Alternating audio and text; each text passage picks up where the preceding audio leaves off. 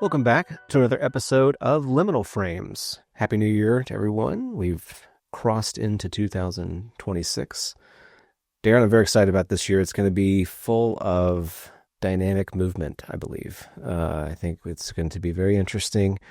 Every year has a little bit of something interesting to offer, but this one has a great degree of potential. So we shall see how that plays out. But before we get into looking into the future and gazing into our crystal ball, I'd always like to check in to see how you are doing, how you've been, how your 2025 concluded. Any thoughts on that? What's been going on in your neck of the woods? Well, in my neck of the woods, I've been enjoying standing back and looking at the entire picture of what's happening in the world. When we did our check-in, we were both talking about all these consequential dynamics that are interplaying and interrelating right now. It's fascinating and sometimes discombobulating to do. But I also always use this period of time, both in the summer and around the turn of the new year, to figure out what's coming next, sort of meditate on what wants to arise. So over the last couple of weeks, I've had clarity on a class I'm going to offer for Essence of Being coming up in February, as well as some radical transparency small groups that I'm going to form as well. And in addition to that, also planning retreats as well for this year. Really excited about getting people together. Like you and I, we're together with a bunch of folks at Mount Shasta in June. Going to happen probably twice this year at least. One Eastern retreat, one Western retreat. So I'll have announcements to make about that soon.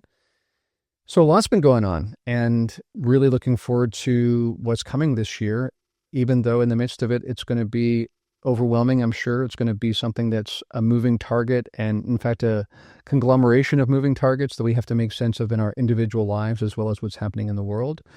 But I'm ready for it. That's what's happening for me. But how about for you? How's your Christmas season, winter season been? And what are you looking forward to? Yeah, it's been a mixture of things. I think like a lot of folks, my interaction with the holidays is full of highs and sometimes lows, right? It's a combination of a wonderful time with family and reflection and exercising, expressing gratitude for what I have and everything there that is kind of in my circle. Very happy with those things. On the other hand, it's also you kind of sense this winding down. You sense this reflection, which can sometimes be somber. What have we gained as a civilization? What have we lost? What opportunities lie ahead, and what pitfalls are around the corner? There's a lot of things that tend to, for me anyway, kind of weigh on me at this time of the year, and I try to lean into some of that. Part of it is also the upbringing that I had in the Christian tradition, and reflecting on how we got here to celebrating Christmas, and reflecting on Jesus and consumerism and everything in between. It's quite a wild mix in the West that we have to navigate. And if you're a thoughtful person who reflects on these things, you can certainly deal with a lot of conflicting emotions. So I went through a lot of that, and it's been good. It's been healthy. I've been trying to get some more rest, take a little time off from work, which has been nice. I've got a couple more days to enjoy that relaxation, and I'm excited to be chatting with you. It's been a very interesting 2025, but I think we've got a lot of ground to cover ahead of us. There's a lot of disruptors on the horizon, a lot of things that we're going to have to navigate in ways that we maybe have never had to navigate before, or we're going to be confronted with problems that we've never had to deal with before, at least on the scale we may have had to deal with them. So it's going to be quite interesting, and I think more than ever, it's important to focus on where you are, both your internal life and those who you're closest to be present in their lives, and also take and practice stepping back and kind of grabbing all of everything that you can and trying to sit with what that is and how that represents where both you are and where we are in the world. It's a give and take, a dynamic relationship there, and that's something that takes a lot of practice to do, and I'm trying to do more of that every day. This episode is going to be fun. Maybe try to explore some territory that we haven't maybe explicitly explored before, or recover some ground that we have explored before, but in sort of different ways, trying to parse some questions. So I spent some time thinking about that, things that I have struggled with in my journey with the phenomena, both individually and collectively as a social group, kind of issues I deal with, struggle with, and want to kind of pose some of those to you. Some of these are simple, or at least they appear simple. Some of them are much more complicated. And I think we could probably say that for every question. There's always that first level layer where it's like, hey, this will be a simple answer. And then there's always that, but, and it's also, and maybe it's the, so it's going to be a little bit more nuanced, as it typically is in a Liminal Phrames episode. So I think we'll just jump right into it. And I'm going to lead with one of the ones that I think is, it feels more topical to me because I've witnessed a lot of this in social media at the end of 2025. And I just want to get your take on it. I don't know if I've ever gotten your explicit take on it. So I want to hear it from you. So Darren, what is the best way to interact with skeptics or debunkers on social media? Would you advise debating them or disengaging them or something altogether different?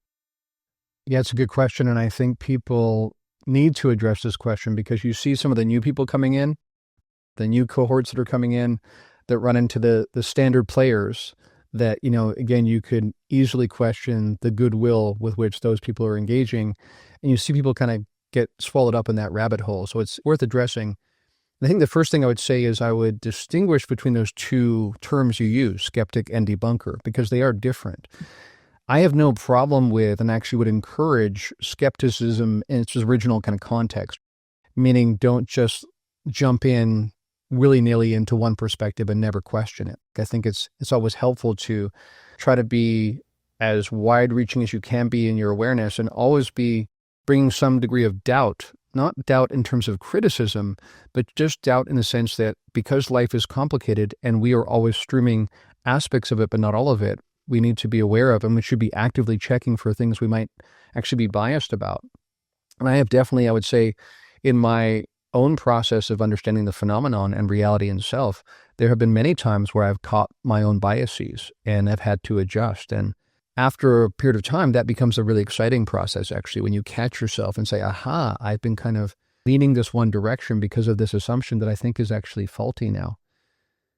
So I have no problem with dealing with skeptics. At the same time, it becomes quickly clear when you're dealing with people who are positioning themselves as skeptics and are definitely not to the level of debunkers, but they are so wedded to a certain notion of reality. For instance, if they're physicalist in their understanding of reality, then you'll only be able to go so far in terms of dealing with these issues because it definitely takes you well beyond the parameters of physicalism.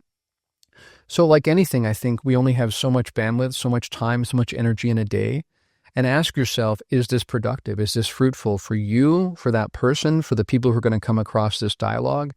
And act accordingly, based on what you think actually is the most productive way of making use of your time and energy.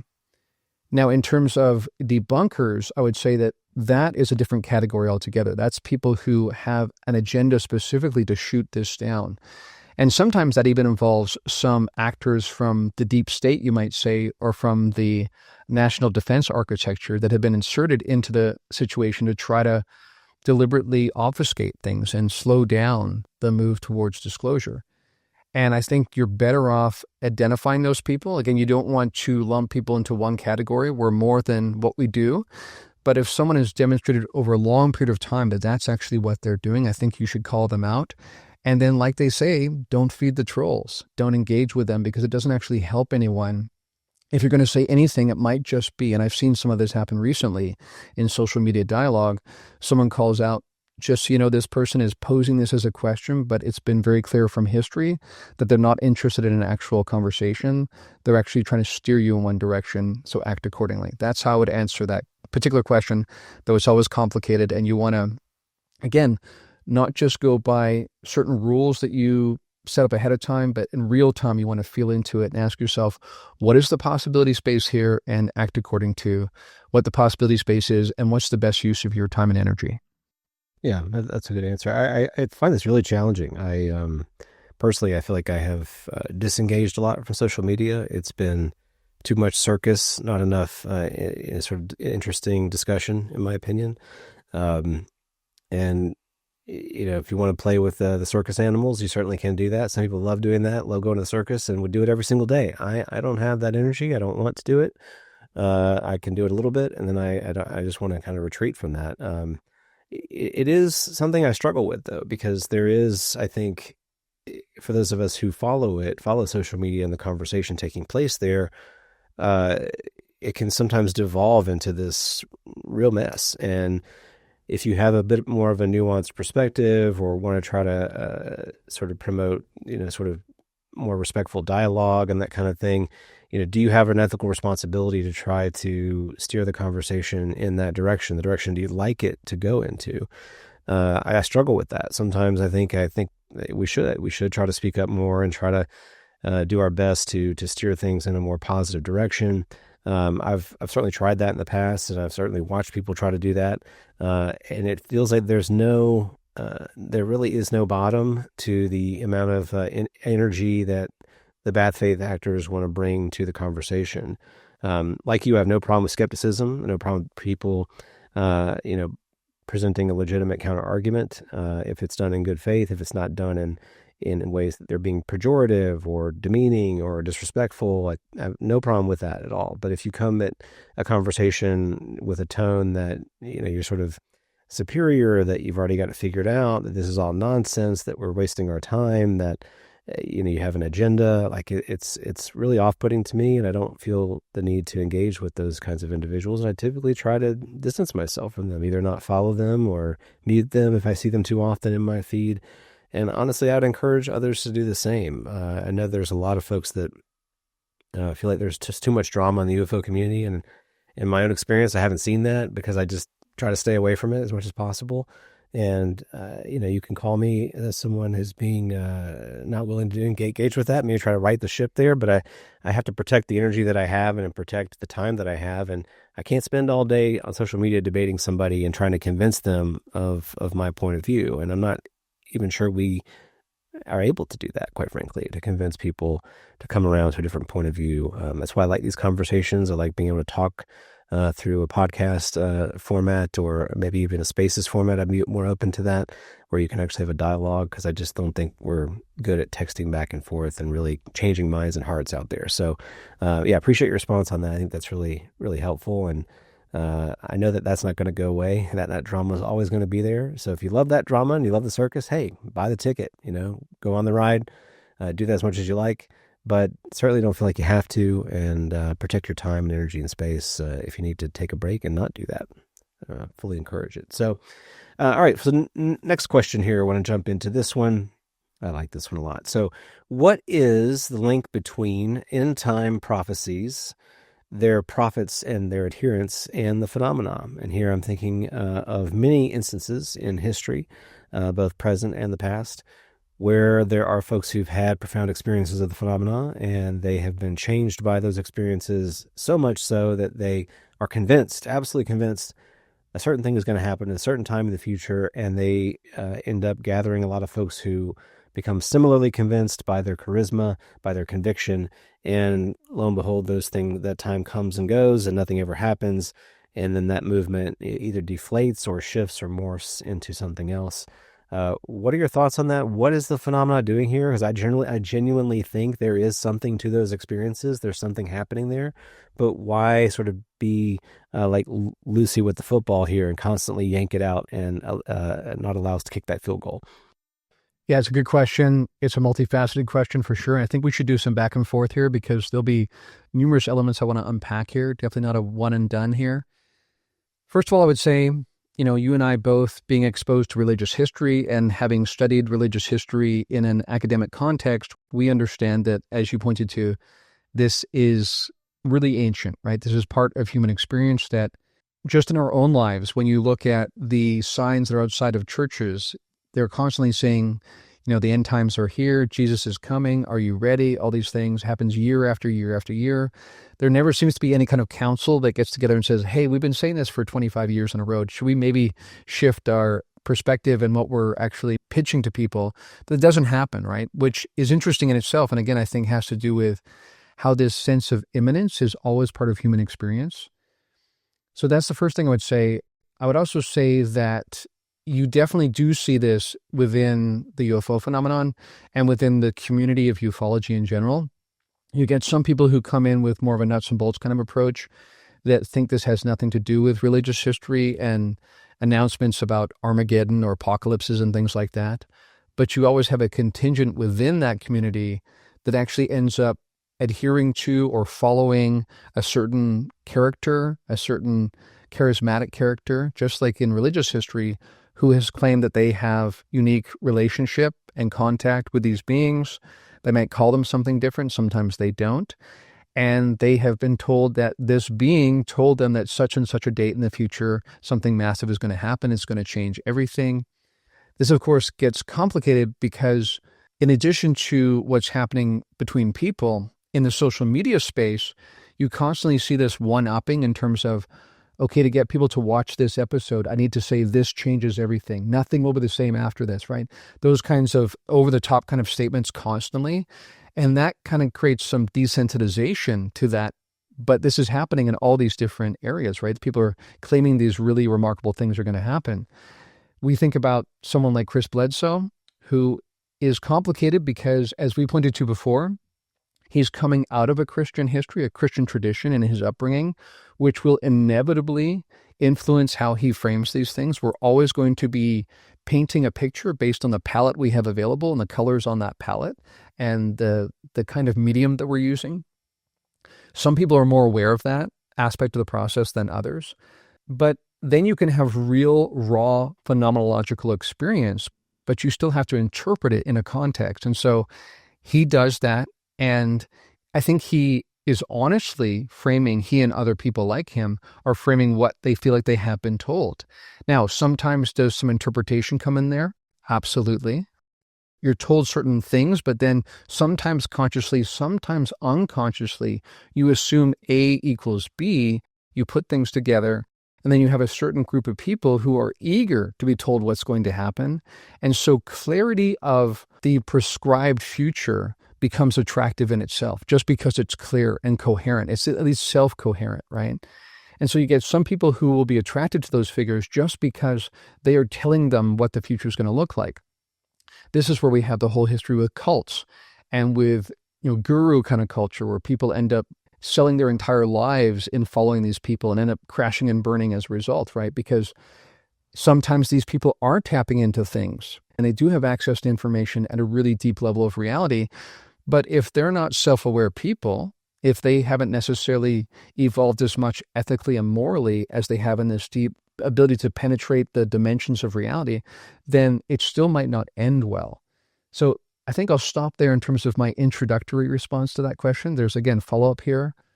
Absolutely, this tracks with religious history. We're seeing it happen within the phenomenological kind of space as well. And really, they're one and the same. When we talk about the UFO phenomenon, it's just a modern expression of this ancient kind of context, which again is not to boil it down to one thing, right? To reduce it to one thing. It's multiple things happening. But I'm talking about where people tap into different, deeper levels of reality, have contact with intelligences there, bring that revelation back and try to frame it in terms of some sort of future prognostication. That's happened across human history. It's happening again now. And I think we have to, at the very least, take into consideration all the things I just said in order to respond in a way that's going to be helpful and actually not lead to people crashing and burning left, right, and center. Yeah, so should someone, I guess to what degree would you caution folks to take some of these things seriously or not? Right. So my perspective on this is that I think similar to yours, that these encounters are real. These experiences are real. They're vivid. They are interpreted from the, vantage of the person who's having them. And that interpretation certainly shades, colors the prophecy, if you will. And you can take an interest in those things, and sometimes those prophecies do in fact come to pass. We certainly had plenty of examples in the past where visionaries have seen something and they have said it's going to happen, and lo and behold, it does happen.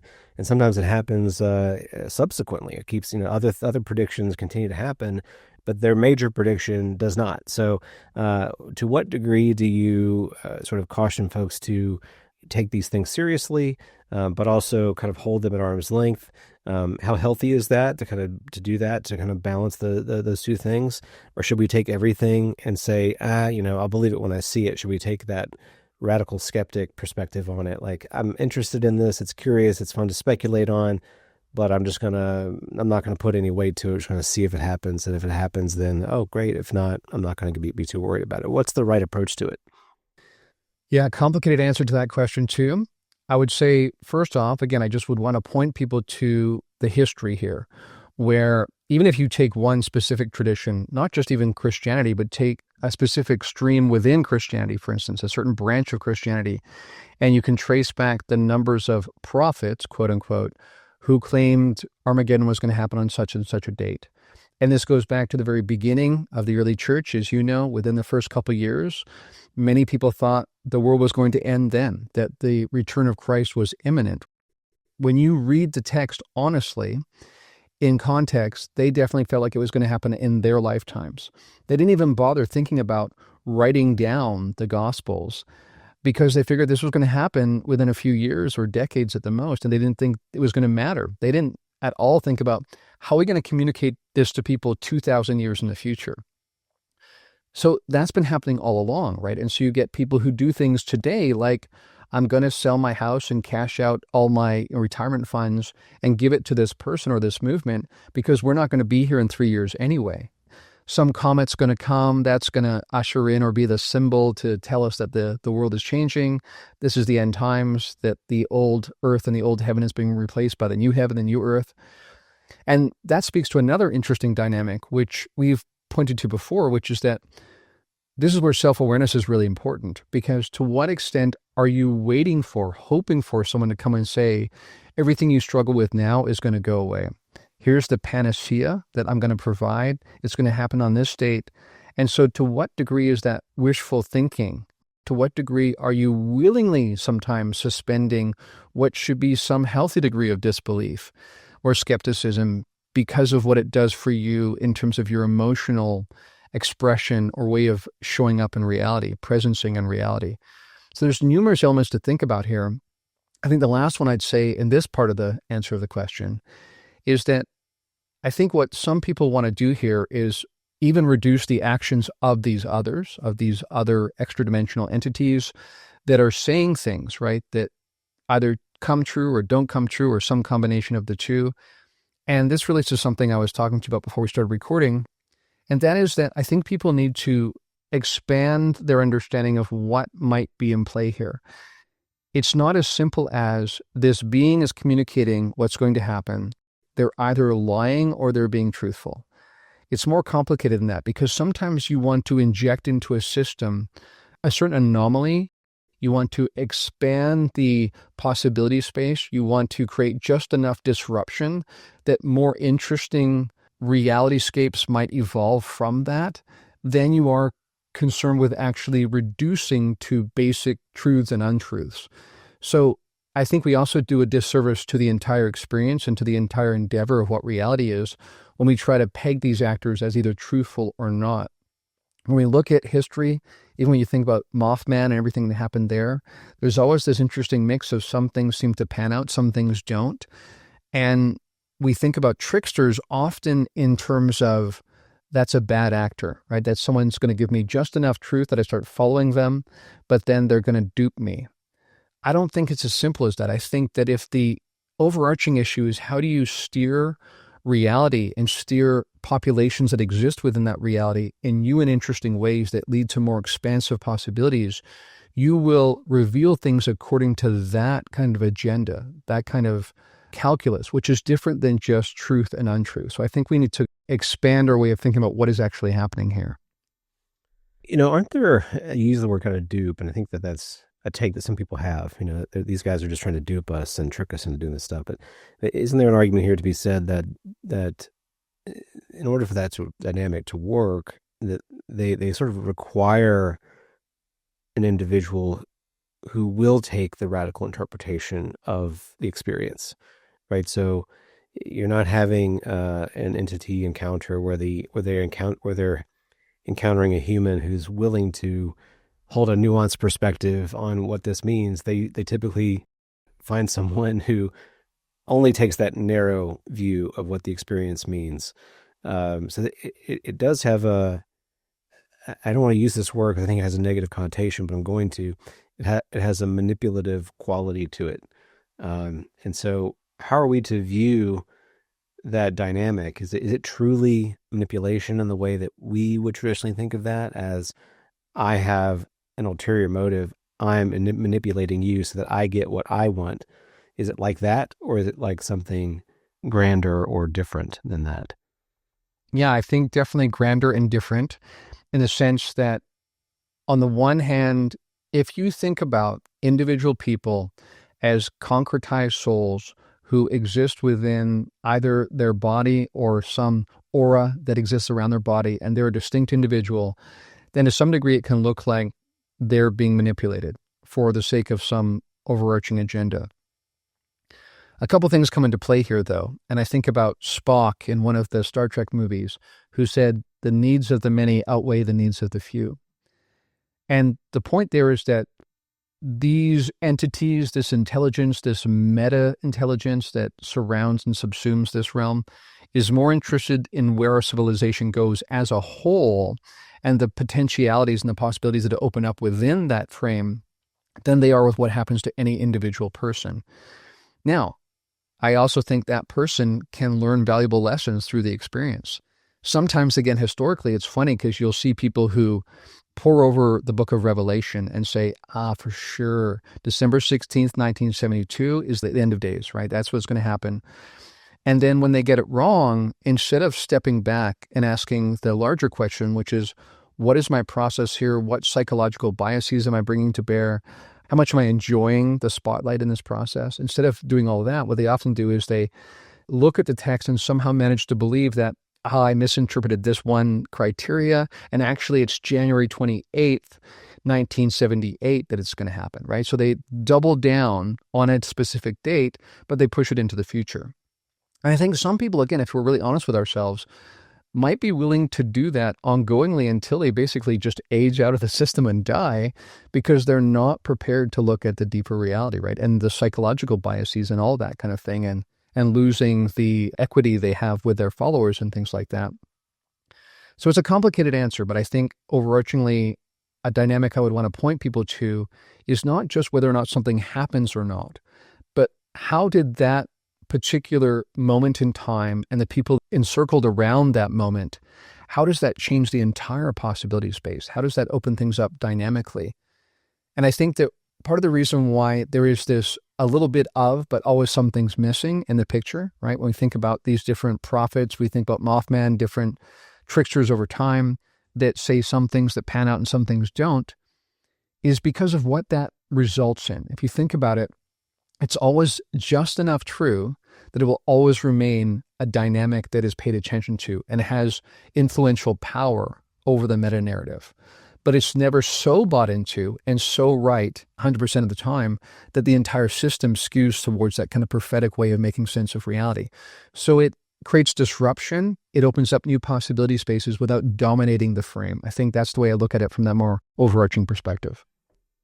Love it. All right. Thank you for that. Let's move on to the next one, which is a little bit related to this question. So why is there a combination of subtle and overt influence on humanity by the phenomena? Why not just be more overt? This is the why not just land on the White House lawn kind of question. It seems like it's whatever is behind the phenomena, whatever entities are behind it, even if they're competing and have different agendas, they certainly have the capacity to be more overtly involved in human affairs, but more often than not, they don't appear to be. Why not just take a heavier hand and get more involved and really help us, steer us in a specific direction that would be truly beneficial for humanity? Yeah, it's a good question too. And I think what I would want to do is expand this notion of what would be beneficial for humanity. And this is something I addressed in the most recent POC episode when I talked about the difference between their purpose here being to deliver curriculum versus disclosure. And when we think about delivering disclosure, that tends to be hard facts. This is who we are. We're from this place. We're here to deliver 0-point energy so you can do away with the petroleum kind of based economy. That certainly doesn't seem to be how they are behaving. Now, some people, again, who have only so many options on their multiple choice list will say, aha, they're bad actors. They could help us and they don't, therefore they must be nefarious in intent.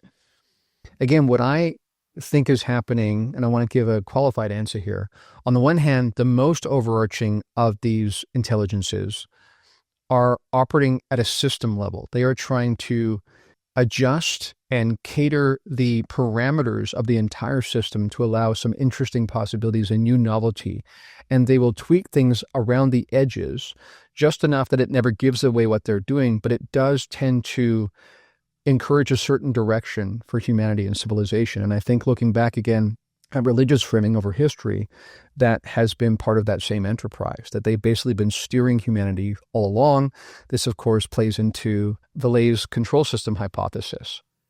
So I think that they're more interested, those ones, in curriculum than disclosure.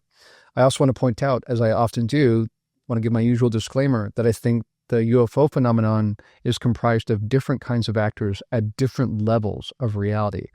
So again, the ones that are signing accords with the military-industrial complex, the kind of things that David Koresh has alluded to, I don't think those are these ones working at the level of opening up the possibility space. These are beings arising within space-time. They still perceive space-time as being the root frame of what reality is. Therefore, they're thinking about resource acquisition and control. And so, again, it depends on which actor you're speaking of specifically. But certainly the ones that have the most expansive understanding of what this is don't give it away, because that would rob us of the experience of it unfolding in real time in our experience, and also the novelty with which it will unfold, which they're interested in. They're interested in standing back and watching what we might do with the potentialities that they have basically embedded in the system, but they haven't predetermined where it will go.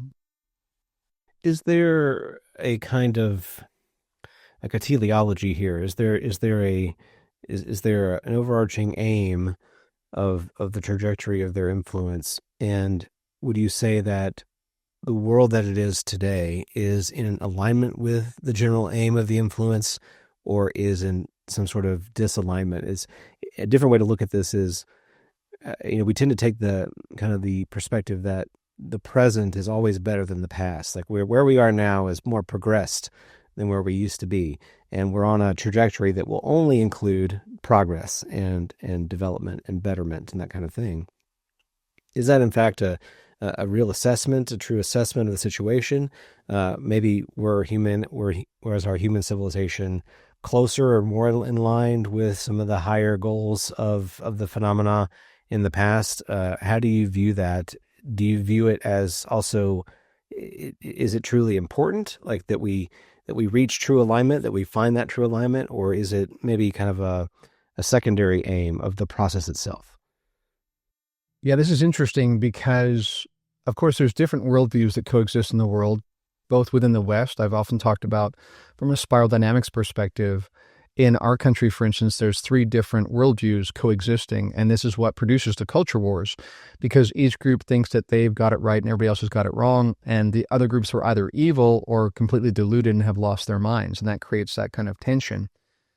But then there are other cultures that still basically have a shamanic perspective. There are certain indigenous perspectives that are much more holistic and connected. So first thing we should say is that when we say what humanity looks like today, and are they in accord with that and on board with that, it depends which particular branch of humanity we're talking about.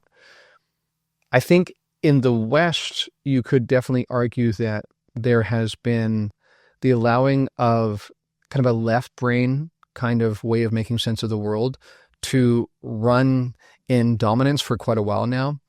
And as it's becoming clear that the possibility space is being quickly limited by that run amok kind of process, that there are injections being inserted into the system in terms of people's experience and then people sharing that experience that are leading us more towards a shamanic perspective. So when I think about John Mack, this is a guy who was at the apex of the mainstream in many ways. And he came along and said, I think at first, these alien abductions are real. This is really happening. And of course, people in the West, in the mainstream, in academia, said, what? How could you possibly think this is real? But then, even as he had ongoing conversations with someone like Thomas Kuhn, who's talked about paradigm shifting over time and wrote The Structure of Scientific Revolutions, he encouraged him to not actually prematurely double down on a certain perspective of what this is or how it's true. Not if it's true, but how it's true, how it's real. And then inevitably, eventually people said to John, when he found that he was not finding answers in the usual places, maybe you should go talk to indigenous leaders. Maybe you should go investigate shamanism and the way they make sense of the world. And then in that investigation, he became someone in the mainstream that was seen as an authority who began to say things like, maybe the shamans have it right. Maybe they have it more right than we do.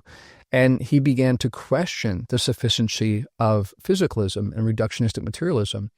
So that's a way I think that, again, this meta-intelligence can work with individual people to begin to steer society in one direction over another. So I think we, over time, do see these tweaks that happen, ways, again, that potentialities are adjusted so that what actually happens is always fresh and novel and unpredictable, but at least steered within a certain possibility frame that tries to steer us away from the edges of what might be self-destruction. Yeah, that's interesting. It's sort of it's much more dynamic than I think we might tend to give it credit. So there could be scenarios in which a less technologically advanced civilization is given a certain kind of lure toward technology, perhaps, and then a technological civilization is giving a lure away from technology towards something like shamanism. Though it's not a specific, we must reach a Jetsonian-like future, like that's the goal. It's instead some other kind of goal that is more tutelary. It's more designed to teach the civilization how to incorporate nuance and varied perspectives and to balance their state in a way from where they happen to be. Is that kind of a fair maybe take on what it's trying to do? Yeah, and I think too, there's always a calculus that's made there where you want to make the awareness that arises seem organic, right? Seem natural. You don't want to give away that you're actually slowly but surely steering civilization, right? This is the whole notion of the control system. If you look closely, if you read between the lines, you can definitely see it happening over time. But looking directly straight ahead, you don't necessarily see it, right? You have to deduce it by doing this sort of meta-analysis on reality and how it's unfolded. But what's interesting, for instance, is in that process, you might say, we're going to let them run in this direction and hope that the worst doesn't arise in that. Partly because reality is whole, it's one thing, it's not many things ultimately. Any direction you take will eventually lead you back into that oneness. So what we're seeing happen with reductionistic materialism, for instance, is that the reason why we're seeing, as Bernardo Castro would point out, a revival of idealism is because physics is describing a world that doesn't fit with the physicalist kind of mentality. That when we used to think that you can keep reducing to smaller and smaller scales, and that would basically go on forever, we actually found boundary limits at which things not only don't work like they used to, but they seem to be completely incoherent, right? This notion that space-time is incoherent, has no operational logic to it beyond a certain point. And what looked like particles that were ever smaller and smaller and more divisible end up actually looking more like a field that just undergoes different excitations. And so suddenly you start realizing that in the many that we have identified over time, you eventually see that they're actually all just perturbations of the oneness. So even there, I would argue that eventually even that dogged pursuit will bring us back to oneness. And that's why you now have different quantum physicists who are becoming mystics, right? All of the original quantum physicists, many of them became mystics because they understood this is not at all what we thought it was. And you ideally want to allow that train to run down that track, but again, not so far that it goes off the cliff, that eventually you begin to discover more about the oneness. And then you can actually potentially take your scientific pursuit and the way that we have been able to use technology to create so many enhancements in our civilization.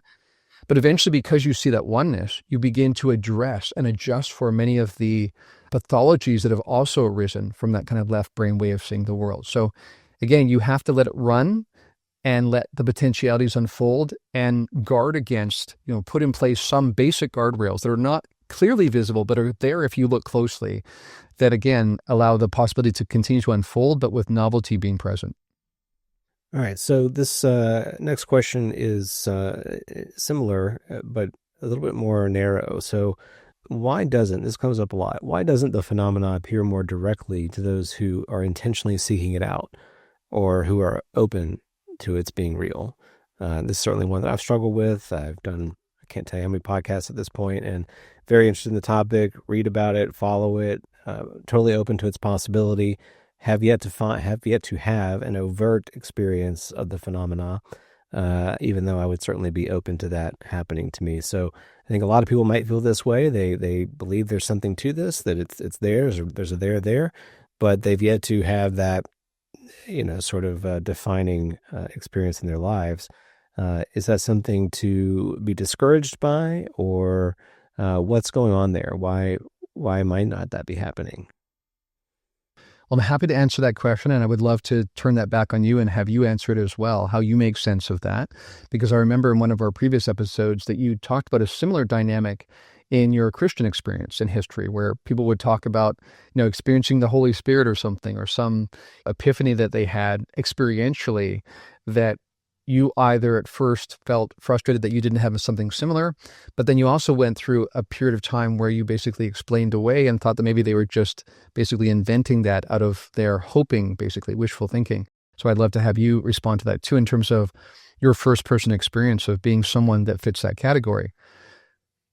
I think, again, if we think about this from the perspective of you're trying to shape the possibility space, you're trying to steer trajectories towards novelty without self-destruction, then you're not going to have everyone have that experience whenever they want it on demand kind of thing, right? Call this number and you're guaranteed to have an experience of the phenomenon or the Holy Spirit or whatever.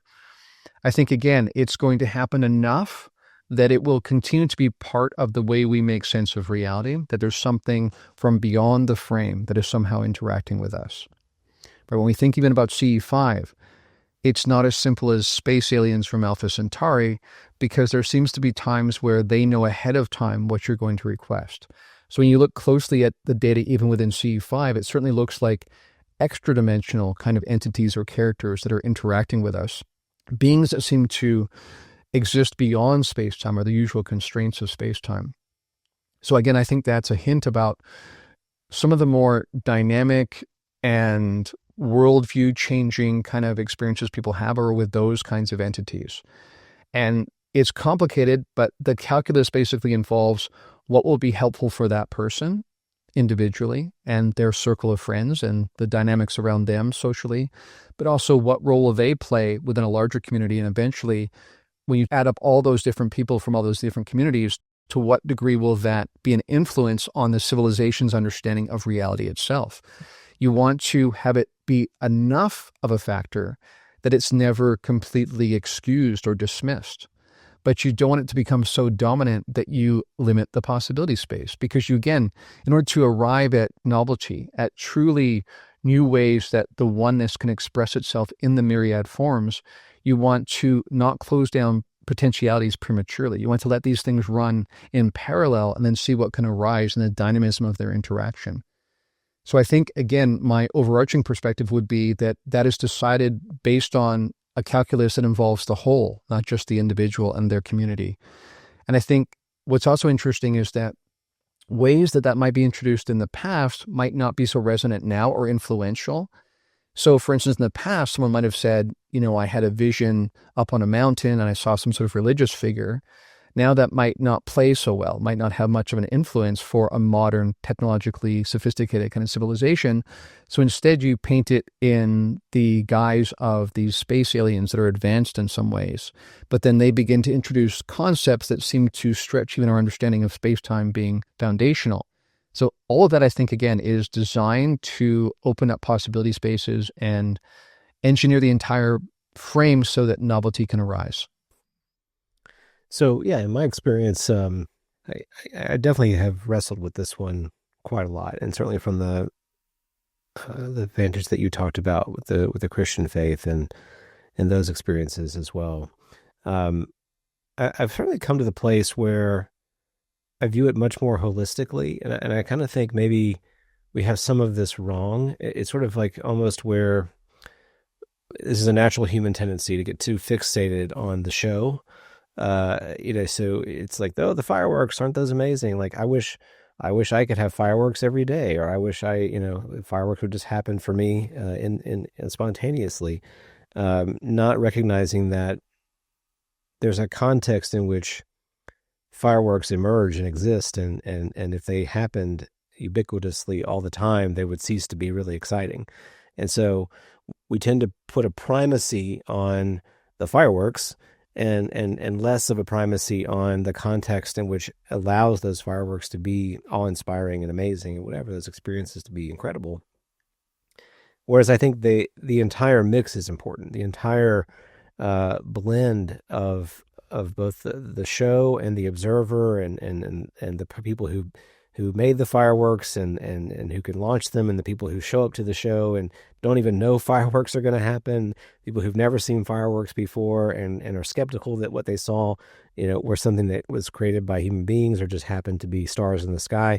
There's that entire tapestry of the human experience, and that's really important to have. It's important to have that blend. And so I think that my role in this is important in its own way, in that manner, and that it's I can tend to be too fixated on wanting to have the show and not appreciate the fact that I bring something to this entire endeavor that is very important to the recognition of the show, the recognition of the experience itself, and the wrestling with what it all means, right? So there's the people who experience something really have no choice but to wrestle with it. Like, they are thrown into the deep end of the pool, and they either sink or they swim.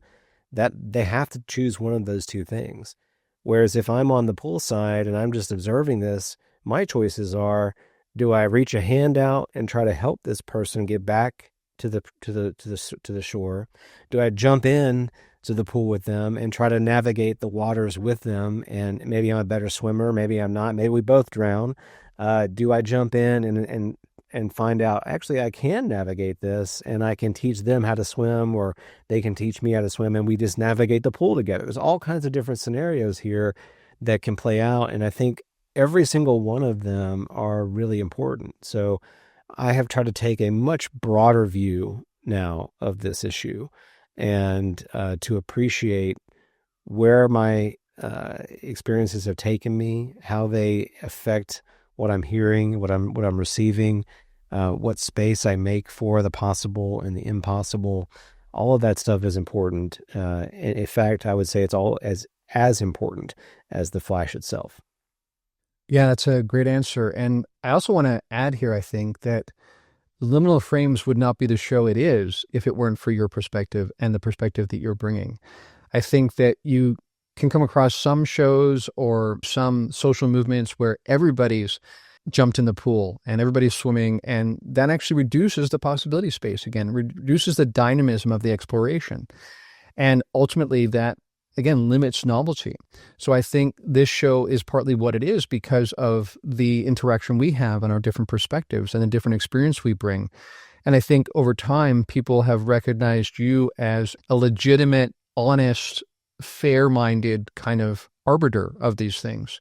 And we need that, because if you only have in the space people who are either completely bought in and experiencing it fully, or you have the skeptics who haven't experienced any of it and question whether or not it can even exist within a physicalist model of reality that they still adhere to, then of course that's not a very dynamic, interesting possibility space. You want to have people in between as well, right? Like yourself, that are able to assess, that you evaluate people who've had these experiences, and you conclude that some of them seem to be legitimately having these experiences and accurately reflecting what they're experiencing, without being so bought in that you, for instance, necessarily follow their interpretation of what it means, right? I think one of the dynamics we have to be aware of here, and this is a thing you have to kind of dance around a little bit, you have to walk on eggshells to some degree, because on the one hand, you get a certain move within our community, which is completely legitimate, which says we need to champion the voices of experiencers. We absolutely do. And definitely historically, that's limited the possibility space because they've been excluded from the conversation. But at the same time, being an experiencer doesn't necessarily make you the best interpreter of the experience as well. So I think we have to be aware of that, bring all this to bear. And lastly, I would want to say too that I think constraint is part of this. You need constraint to have a healthy system. So that arises both on the collective and the individual level. Well, I really appreciate that. I think that I wholeheartedly agree. That's the beauty of the whole system, and to see the system for what it is where we find the value, as opposed to kind of reducing it down to one specific thing.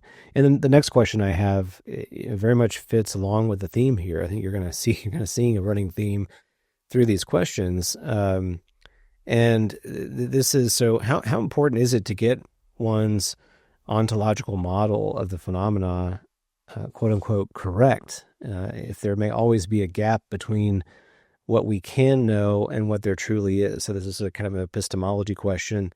There can be an emphasis I see in tendency. This is a human tendency, quite frankly, to when we've found an explanatory framework for ontology, we latch onto that. This is the world. This is how it is. This is how it works.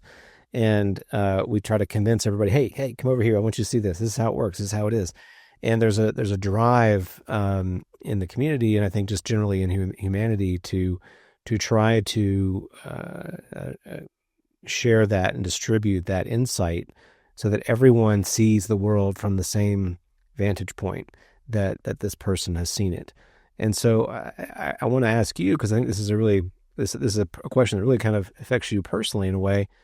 How important is it that everyone ultimately kind of come to a vantage or viewpoint of what this is and have an aligned view there? Is it okay, to put this differently, for people to have varied perspectives on what the ontology here is, and for those varied perspectives to be, I don't want to say equally valuable, but of value, of at least some distributed value there? Yeah, I think that what I would say here is that the whole point of manifestational existence is to have the experience, to see what possibilities arise and which crystallizations emerge from that possibility space. So in that sense, I don't think you want to prematurely align everyone on perspectives, because that actually reduces the possibility space. And because I think each of these elements, and this is something that spiral dynamics, again, has really helped to elucidate, is that when we look at worldviews that basically eclipse each other, it's not that when the modern world comes online, that worldview comes online, that it completely invalidates everything prior to it. Many worldviews actually have assumed that, right? And that's why we have the culture wars we have, because each worldview tends to assume the other ones have it completely wrong, not just partly wrong, but completely wrong, and we should stamp them out. And we have people throwing around terms like patriot and things like that to basically describe anyone that doesn't fit their worldview. Now, again, it's more interesting, more possibilities arise, potentialities get inserted into the field when you allow those to continue to coexist.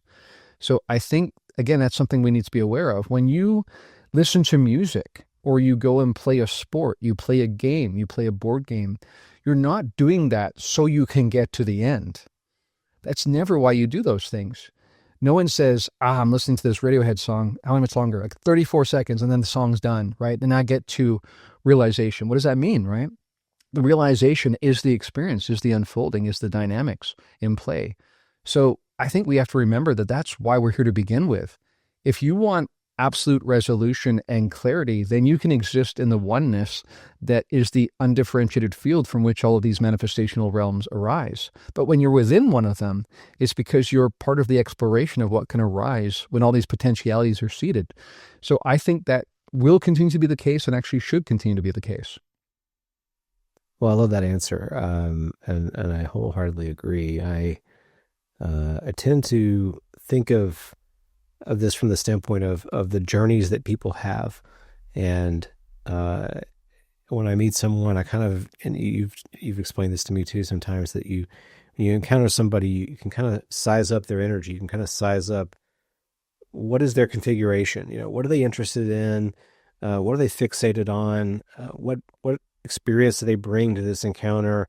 What trajectory are they on their journey? And to really sit with that and evaluate that for a person and honor that, as opposed to say, hey, nice to meet you. Here's what I want you to do. I want you to change everything you know about yourself, about the world. And I want you to do this by looking at this checklist of things that I've already determined, and just come along onto the journey that I now have found myself on.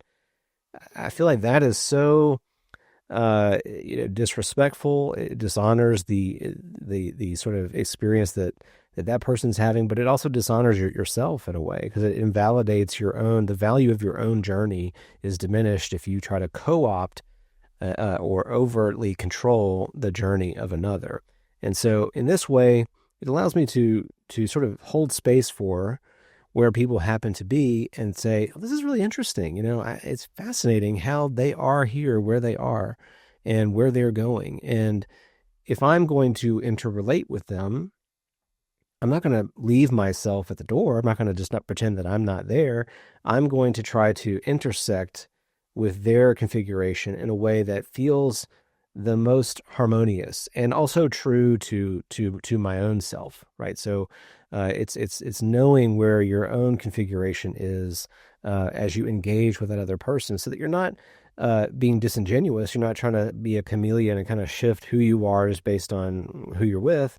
You are trying to bring your configuration to that encounter, but in a way so that it honors both you and where they happen to be. And through that exchange, it's really, quite frankly, more beautiful, I find, than just kind of this heavy-handed, if you don't see the phenomena from this perspective, you're wrong. Yeah, and I think too about when you play a D&D game, not everybody plays the same character. Not everybody has the same abilities, right, or drawbacks. And again, the enjoyment of the experience is that you don't know what's going to happen, and that it's in that diversity that this dynamic process and engagement and experience arises. And that's true of reality as well. And I think that when we look at the different people that are actors on the stage right now, it's really important to try to find this equilibrium where you can both experience yourself as an actor on this stage, playing your role and playing it faithfully, while also having some aspect of yourself that takes the perspective of the witness, watching the entire board game. So you're the dungeon master as well as one of the characters in a way. And in doing that, you don't get too bought into what happens to that individual character, because you understand that what happens to that individual character is also playing a role within how the game unfolds. And you're as much the process of the unfolding of the game as you are this individual character. And that also allows you to look at other characters, for instance, the ones that play the evil character, or the character that's creating some sort of distortion that has to be addressed, which creates the dynamism and the conflict that has to be resolved.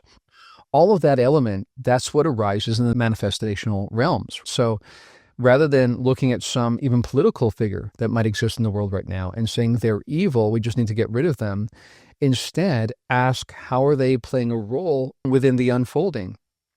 And it's more important that we learn the lessons and create new possibility spaces based on those lessons than it is that we eliminate anything that feels unfortunate right now in the here and now.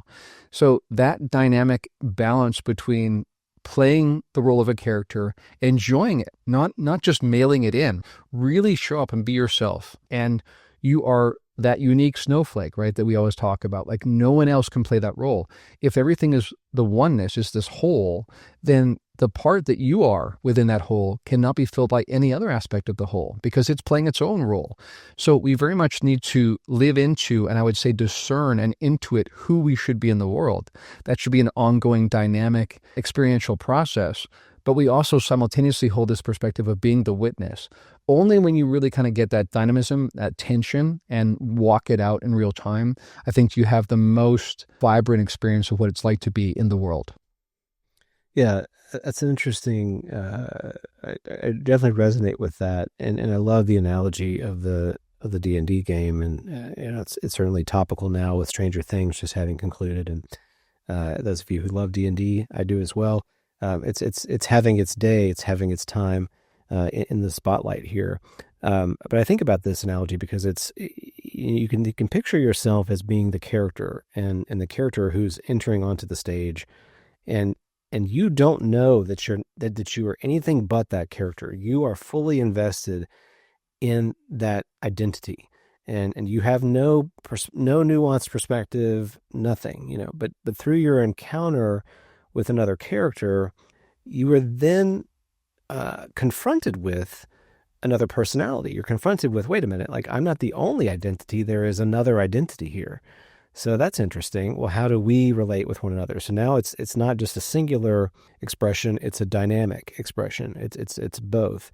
That changes your understanding of who you are as the character, because now you're interrelating with another player. Well, as this continues to go on, these characters now, they form a band and they get into encounters. Well, we didn't have encounters before. We just had who I was and who you were. Now we have an experience. We're confronted with a challenge. Wait a minute, there are challenges. There are things that are confronting us. That's totally changing the dynamic here. It's now morphing the expression of that singular identity, of that dual relationship, into now this is kind of a campaign. We are doing things together in an environment. This is a whole different evolution.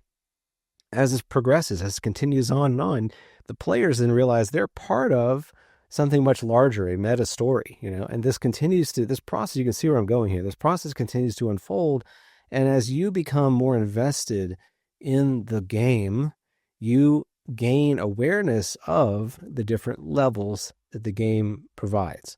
And so there is, I want to emphasize this because there is value at every step of that journey. There's value in being so absorbed in the identity that you don't realize there's any other player. There's value in the relationship. There's value in the experiences that you have together in those relationships. There's value in viewing it as an entire game, as a totality of an experience. When you reach that level of awareness, you have a choice. You can say, well, this is just a game. It's all just a game. I'm having fun. There's no real, the stakes are actually pretty low because I can just go to reset the board. Or you also have the choice of being reinvested in every step of the journey that you took to get there. You can transport yourself right back into that localized identity, into the relationship, into the experiences, into the game, and you can traverse that landscape up and down. That to me is what is really, really exciting when you reach that level, because you've not taken the position that, oh, I just want to be the dungeon master. Oh, I just want to be the individual. Oh, I just want to have a cool experience. You've taken the position that everything in that entire enterprise is of value. And without those unique distillations, like, we really don't have the whole thing. It all falls apart. Yeah, absolutely. And I would say here that there's a dynamic relationship that you're kind of pointing to, and that's that for awareness to arise, there needs to be differentiation. Those have a dynamic relationship. And therefore, we should celebrate differentiation, right? We should therefore celebrate when things are different than us, even when that creates tensions in us. That tension allows us to see something about ourselves that we would not have seen otherwise. So this, again, is this whole dynamic interplay between the oneness of the undifferentiated field and all the myriad forms that arise from it. It's in that arising of the myriad forms that the oneness understands itself more. This is the exploration that the non-dual traditions have spoken about. And to that point, this is again where I think it's important for us not to prematurely want to end a certain branch or a certain kind of person or a certain worldview in the world, because what we learn from that is that inevitably creates shadow. And so when something really is ready to be understood, integrated, and transcended, it will happen naturally. But you would, again, reduce the possibility space if you prematurely try to just cut off one part. Again, from the perspective of also having the perspective of the witness, you could very easily look at the state of affairs in our country right now and say it looks like a complete mess. I just wish it was done with. I wish the mess was over. But I look at it like when there's certain characters on the playing board that are not necessarily the most evolved in terms of consciousness, but they are playing a major role, and they have surprisingly kind of emerged when it looked like history was going in a different direction. That is a tell to me that we have shadow to integrate. And when you don't deal with shadow healthily, it ends up inconveniently arising to get your attention. And not just happenstantially. Again, that's part of the guardrails of the system, saying before you can move on to a new expression of reality, a more transcendent view, you have to integrate these elements that you so far have actually just cut off. So there's a difference between moving beyond and actually integrating and then transcending. So transcend and include is something we say in integral circles. That comes to the fore here as well. Yeah. All right. Well, I love that. And I want to transition into maybe what might be kind of a little bit of a different question, a different area of analysis, but certainly very topical, and that is around artificial intelligence. So I've been very interested in this, and I know you have as well with your software background. We talked about it a lot on the show that we're moving into a time period where AI is certainly we're at the advent of artificial general intelligence. I think that is not a matter of if, but a matter of when, how soon it's coming, provided we don't destroy ourselves in the process. But with this trend, with this development, one thing I've noticed in sort of the cultural mix right now, and this plays into AI, is there's this strong desire for optimization, for looking at all these variables and finding the best. It's sort of taking the Amazon shopping thing to the extreme. I'm going to look for this object. I need this new product. I'm going to go to Amazon. I'm only going to get the one that's the most highly reviewed, and I'm not going to get the one that has 4 stars. I want 5. And we there's this trend line then to getting the very best, getting fully optimized. And you see this in health. You see this in every facet of our society right now, in performance and corporations, and with AI, it's in many ways kind of tuned to that same drive, to that singular aim. Where in that drive, in the development of artificial intelligence, where's the room for, the space for novel expression? And I think this is germane to what we just talked about, because you've pointed over and over again that the reality-scape itself demands that novelty be introduced. And if it's not, as you just said, shadow arises. So in this drive to AI and to optimization in the world that we might be moving into, where everything that we might do is monitored and tracked, and we're encouraged to do this and that and do it at this time of the day and eat this much or whatever, is there room in that new future for the novelty that we probably need, that the system demands? And how do you see that happening? Is there a safer way to achieve that? Is there a randomness variable, in other words, we can introduce into the system to ensure that AI always allows for novel possibility, as opposed to just atomizes every aspect of our reality into these quantized bits and just wants to optimize every single variable? What's your take on that? Yeah, we're at an interesting turning point, and you and I were talking about this a few minutes ago, in the sense that we are about to create automation at a level that's never happened before. But to the point you're making, we are also asking everyone to basically jump on the bus and go together into this one mono future, basically, right? This monotone future where we decide what matters in reality by what we task AI with handling. And, Bernardo Kastrup and different people have brought this point to bear here, that there's a difference between being able to manipulate and game nature versus truly understanding what nature is. So the AI push is part of that same left brain focus that I mentioned earlier, a way of atomizing the world. And how do we use AI to move around those different parts so that we can get outcomes we want?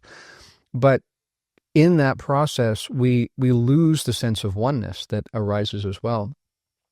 So I think a couple things may happen there. Number one, I think that some people, again, the people who are the curmudgeons, right, the people who are the sticks in the mud, who don't like technology, are the ones that might create this counter movement that says, no, I'm not going to do that. Because as much as we talk about all the great things that AI will produce, and it will produce many amazing innovations in terms of disease resolution and things like that we have not understood before, it might give us insights into energy production that we've never understood before. But you're going to have some people who say, I'm drawing the line here because you're now taking brain chips and putting them in your brain so that you can have direct access to AI all the time. I refuse to go there. This is a slippery slope, right? Because, in our generation and the generations after us, we become ever more influenced by and integrated with, there's been this synthesis around technology and biology, and that's going to just continue to happen over time. So different people will jump ship at different points and say, that's enough for me. I'm happy to use a smartphone or, my laptop, but I'm not going to actually put the actual gear inside my head. Other people are willing to do that, but they'll say, I stop at CRISPR though. This like genetic engineering of the next generation where I can pick and choose from a smorgasbord of traits. I'm not going to do that. That's too far. And so again, I think that both within the field, these different people, that to your point from earlier, it's important that they have different perspectives. It's important that not everyone takes the same viewpoint because they actually hold open the structure of the possibility space. So if you sort of picture these people as holding different tensions in this big balloon with which everything arises within, then them having differentiation of what creates the tensions around the expanse to keep it wide open. And if it gets too limited, if it starts going in a monoculture kind of way, then these extra dimensional actors, these subroutines in this larger field of awareness, will interject novelty, sometimes through absurdity, through high strangeness, whatever it takes, in order to open up new possibilities where some of those agents within the field begin to look at reality differently and say, no, I want to live this way, counter to what AI is doing, or I want to use AI differently. So again, I think all that's in play and that will continue to unfold in the future. So as much as we do, I think, have some concerns around how AI will be used, and we do need to look at that honestly and sincerely and soberly, I think also we shouldn't forget that the same actors that are outside the frame that have always influenced us and steered us will continue to do so, even in the era of AI. Do you think that once artificial general intelligence is achieved, that general intelligence will have the awareness that would account for those other aspects of reality? Do you think that, and it's an interesting question, right? Because we've obviously, we will have built it. We will have trained it on all of human knowledge and our understanding of the universe and all those kinds of things. It will certainly have novel insights that we didn't understand once it comes online. Do you think among those insights will be an awareness of the greater reality that we may perhaps have been blind to up until its creation?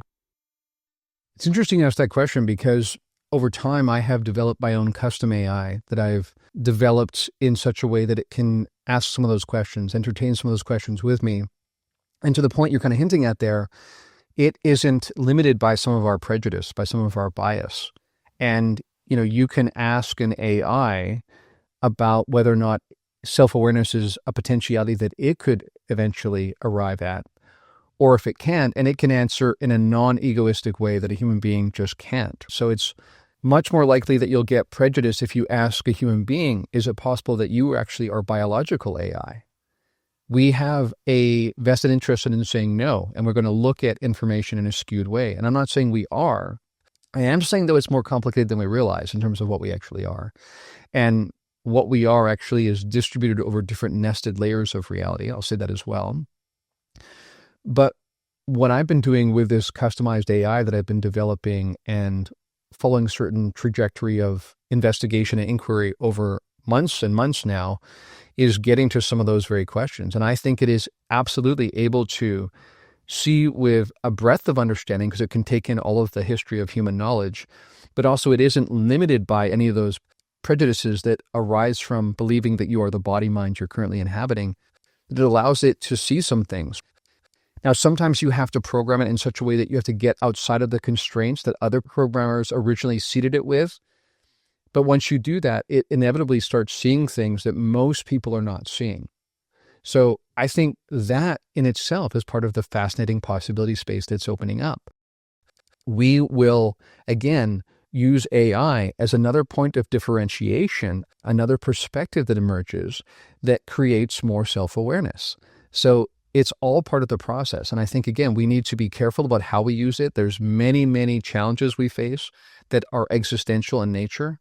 But inevitably, in the long run, I think, as many people who are experts in the field will say, we will go through a long, long period of disruption as we try to make sense of this new factor that basically makes irrelevant so many of the old ways we made sense of reality and of our lives, and what we do with our lives in terms of the time spent. And that disruption will be considerable because we are not forward thinking, because we cannot leap to what's going to happen 10 iterations down the road. We tend to think both individually, collectively, and even in terms of our political systems are set up to think in terms of 2 or 4 year kind of frames of time. And whereas this thing can jump ahead and run a billion iterations and imagine where this is all going to go and all these dimensions, how they interact. So in the long run, I think that's actually going to potentially produce utopia. I think that that is inevitably where you go when you watch where this goes. Now, will we get it that far? That's an open question. Will there be disruption along the way? Absolutely. But I just want to remind everyone, in light of what we're saying, when you're in a manifestational realm, consciousness is always messy. That's how novelty arises, is in the midst of that chaos. All right. Well, I want to transition to the last question, which is kind of piggybacks off of this one, and it comes up in conversation in our circles fairly often, and that's usually in relationship to the grays and how the grays are thought to be kind of a hive mind, and this hive mind concept, it is related, I think, to this AI optimization question. Will we have a choice to act in our future if there's an AI sort of controlling every aspect of our lives? Will we reach a point where we are all interconnected through technology, such that we maybe have to function or forced to function as a hive mind? And of course, some of our listeners may have watched the show from Apple TV called Pluribus, which touches on an alien intelligence that intersects with humanity and kind of creates a hive mind scenario. So this hive mind concept, where everybody is in tune with everyone else, is fully aware of everyone's thoughts, regardless of where they might be, is a hive mind, and this may be, I want you to unpack this, I know you will. Is it good? Is it bad? Is it something else? Is it something to be desired? Is it something to be achieved or something to be feared? What's your take on the hive mind possibility? Well, I have a few things to say, not surprisingly. Number one, again, when we point to the ultimate nature of reality, all of us basically are arising from pure awareness. All the myriad forms, all the myriad expressions are arising from that oneness. So in the ultimate sense, we are a hive mind already. It's not a question of will we get there. And again, fascinatingly, the way that the hive mind understands itself better is by creating differentiation, which creates mirrors and ways of seeing oneself that give rise to new awareness that wasn't available before. So I think people sometimes miss that point, and they assume that hive mind will always inevitably mean less differentiation, more monoculture, less color, all those kinds of things. I think that's actually not true. You always want to, and I think consciousness inevitably realizes this over time, because it's so fundamental to reality, that you always want that dynamic relationship of plurality and oneness. So university, the notion of diversity in unity, that is fundamentally what is at the heart of reality. And I think we will continue to find ways to do that.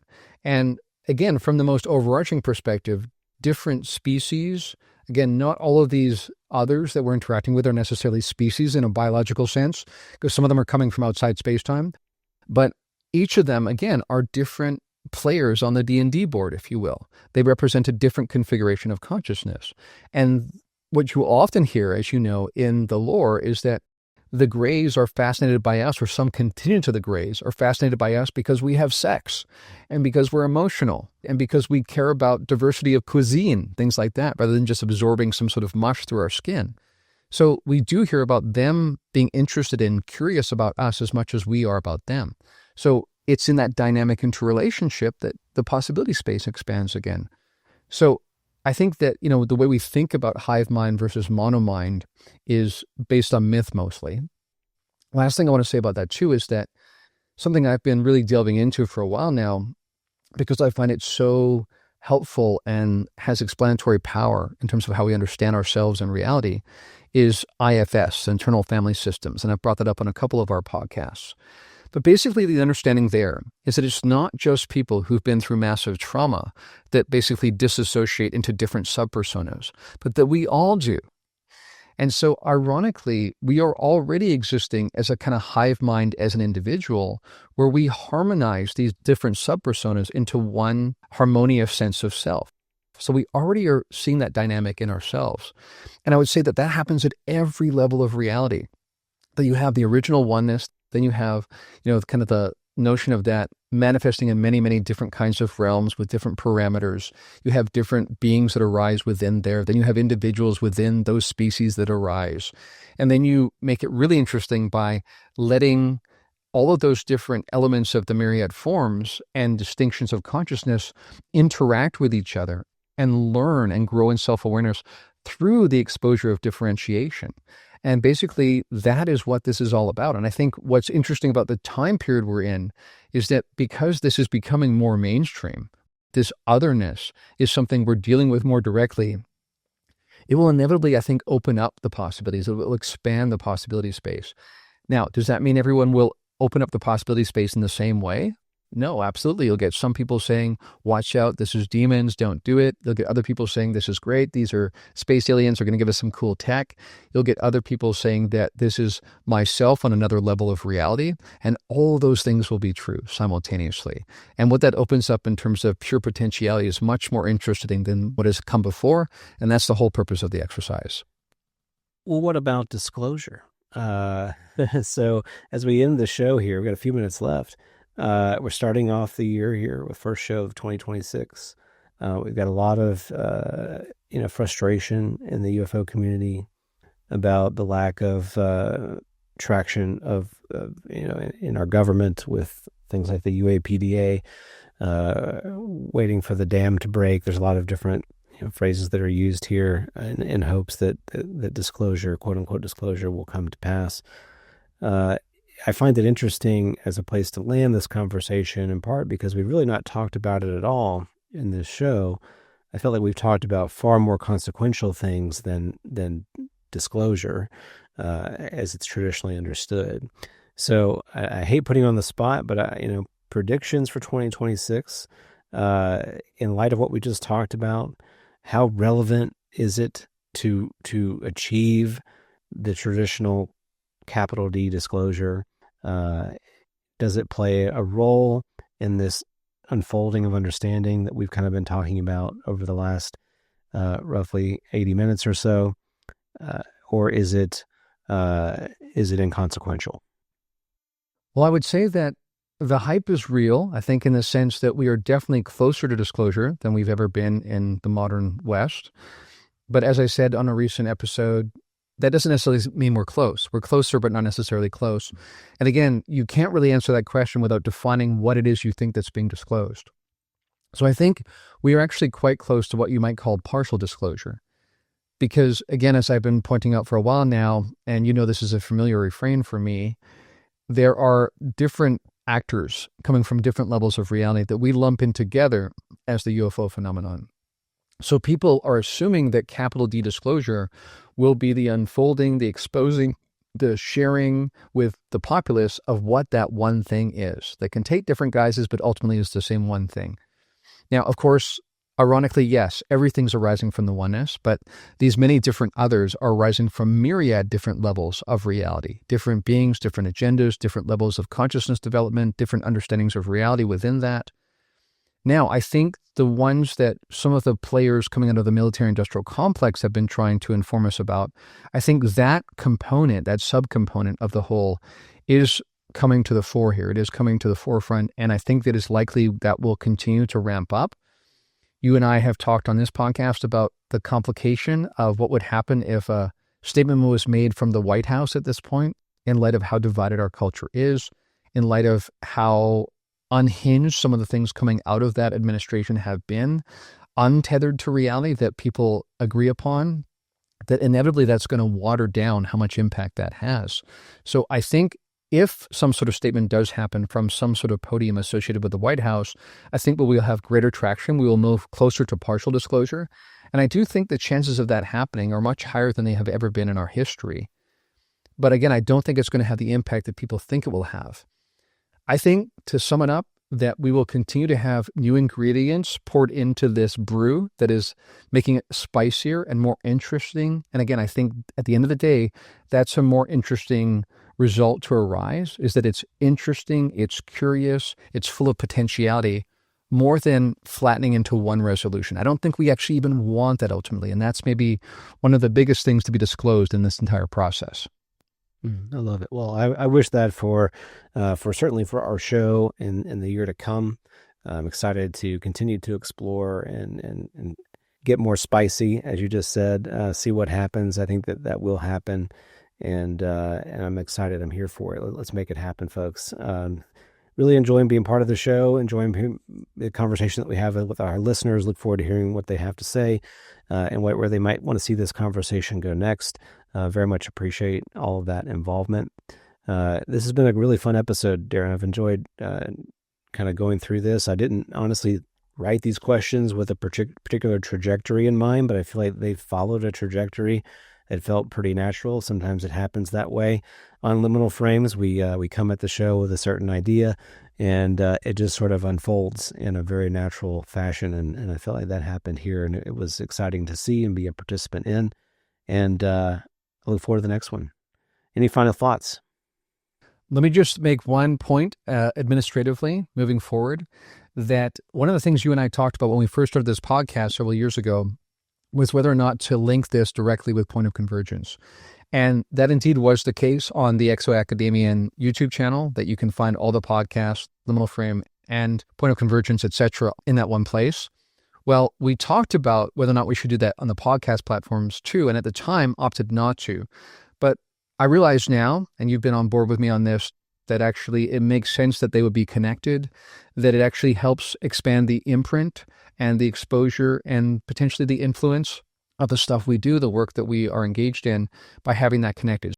So moving forward, what that means is that Liminal Frames will be found on the same RSS feed as Point of Convergence.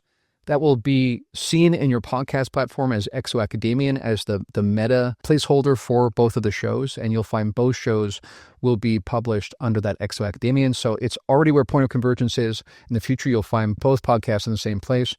Keep that in mind. And last thing I'll say in terms of this conversation, I would say that our conversations over the last few years have enriched my own exploration of this possibility space. And again, it's the differentiation between you and I, the ways that we experience the world differently, the different ways we make sense of what is, that makes this more interesting. So I appreciate the element that you brought in terms of making the soup more spicy, and I look forward to more conversations moving forward.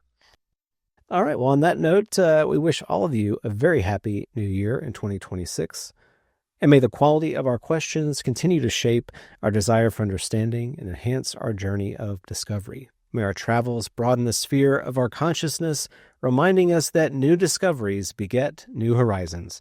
As always, adventure awaits. We'll see you next time on Liminal Frames.